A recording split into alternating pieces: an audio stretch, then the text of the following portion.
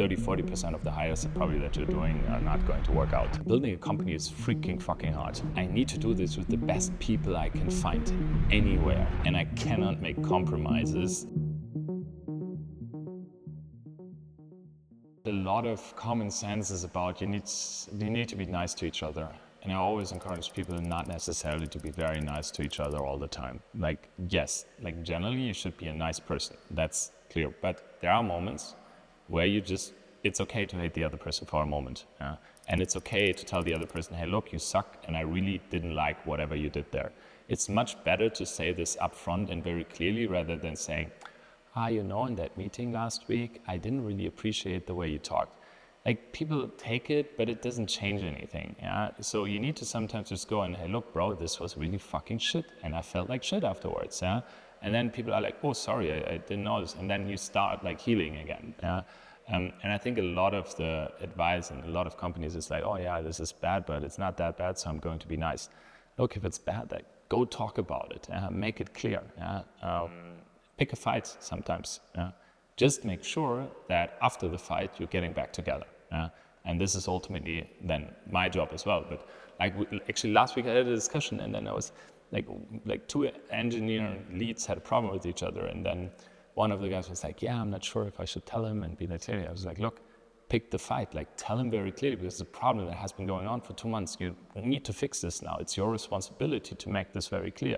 And I was like, okay. And I was like, look, even if it goes wrong, I'm always going to be there. And if you two now have a problem with each other, I'm going to sit in a room with you both as long as I have to until you kind of start liking each other again. And so I think this is incredibly important. A lot of teams don't do it. And because of that, they cannot achieve greatness. You shouldn't make too many compromises just because somebody externally says so, or it's common advice right now, or it's somebody in. I need to be careful because otherwise I'm going to get canceled, but they don't build my company and they're not in my job. So I need to make those decisions. And look, I'm going to listen to that. And if somebody says, hey, look, you need to hire more of these type of people, then maybe, but maybe also not. And if I ultimately make the decision that's not the case, then I don't. Building a company is freaking fucking hard. And I need to do this with the best people I can find anywhere, and I cannot make compromises because my chances of survival are anyway pretty slim. So I'm not going to just have somebody on the boat because for whatever reason that are not about we are going to reach this goal. Don't listen to common advice. But this is the most, I had so many people, then you talk to investors or potential investors and everybody has a good thinking or something, and after a while you start doubting yourself and you're like, oh, are we really on the right track? Are we not? Yeah. And in hindsight, we weren't always right, but a lot of the times. But when you start thinking about, oh, maybe these people are right, maybe they are not, and this doubt starts to creep, it's really bad. So don't listen to most of the common advice is my advice. That is not relevant if you just want to do a normal job, then you should listen to common advice. But if you want to build companies, great teams, exceptional, then you should not always listen to common advice. I don't believe in remote teams only. I think that people need to meet and they need to spend time together. I don't think you have to be in the office all the time, but you should spend time together. And then if you build something, you should share a mission, a vision, where you are going together, because otherwise it's just a bunch of people doing stuff and then it doesn't really help. So you need something that bounds them together. Some people might want to call this purpose, vision, mission. I think it's just maybe it's just the excitement that you build something crazy together and you see where it can take you. In this whole Corona pandemic, people didn't spend a lot of time anymore, and these coffee breaks are not just important kind of to drink a coffee, which you drink anyway too much of, but they're important to just chat a bit, and hey, how have you been doing, etc. And it's important to kind of understand the other person and value this other person. So you need to purposefully set these encounters. And we, for example, noticed that when you have remote teams in different locations, after a while there's a certain resistance that builds up. So you need to bring them together. And suddenly, everybody loves each other, and they're so much more productive. It's weird, but it's really important that you kind of have these small encounters. I don't look at CVs that much, to be honest. I mostly look for is there something great about that person? So when you go through a CV, that might be, hey, maybe they were first, I don't know, captain of the hockey team at high school or whatsoever, but this is something great. Or maybe they founded something small during their studies and it failed, it's totally fine. But you want to see these like little sprinkles of greatness, which is incredibly important. And maybe they were great at university and they had like the best, I don't know, were best in class. But maybe they also weren't because they spent all of their time in doing poetry or something and then later realized that they're actually a really good marketing person. Yeah?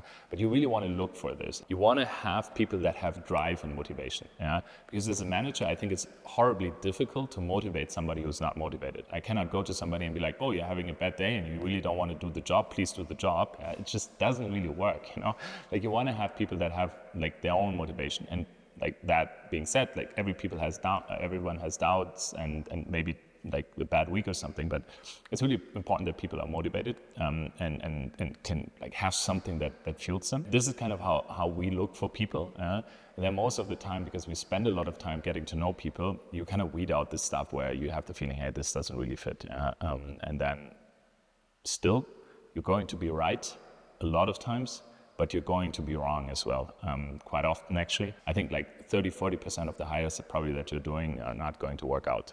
Maybe it's a little less, maybe it's a little more, depends, but I would say roughly in that area. One of my favorite rituals is we have wisdom sessions in the organizations, and we've been doing this in other companies as well, but it's like people come together and one person presents something that they want to present. The only like purpose is that it has to be educated, so people need to learn something. And it's really great because like people choose widely different topics. So you might talk just about AI native tools, you might talk about sports. So we recently hired somebody who was a very or fairly successful football player. And it's very interesting. And then the team comes together and they learn something and they kind of can ask questions.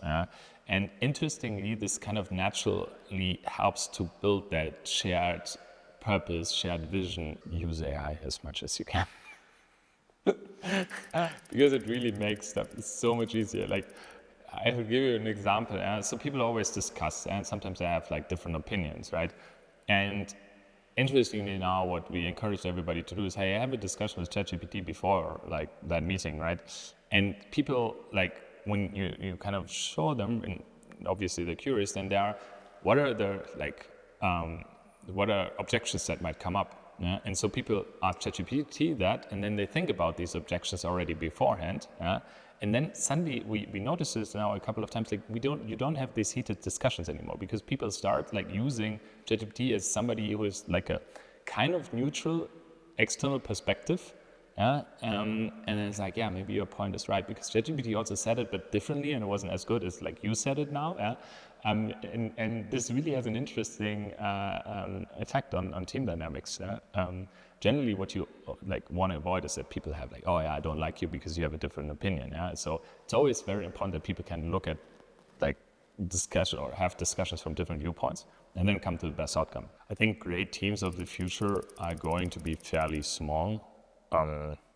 And like heavily supported by AI. I think small, great teams in the future, they can achieve probably 100 times more than what like these teams could have done like a long time ago. And yeah, I think it's going to be very condensed, very small, very tightly knit. Like there are arguments obviously in both ways that you could say in the age of AI, you need more specialists.